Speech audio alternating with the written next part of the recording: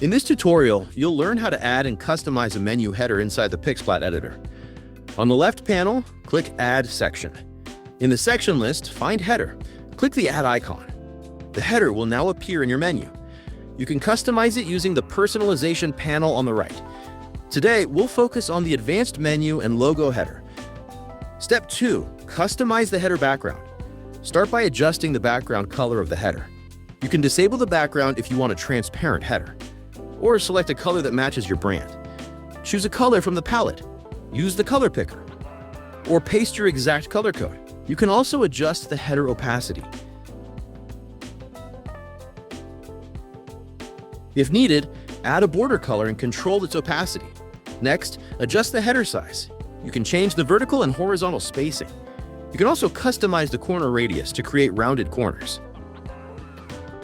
Step 3. Add your logo. Now let's add your logo. Click Select Logo and upload your file. Once uploaded, you can resize the logo directly from the preview. You can also adjust the logo opacity. Your branding is now visible in the header. Step 4. Customize the header icon.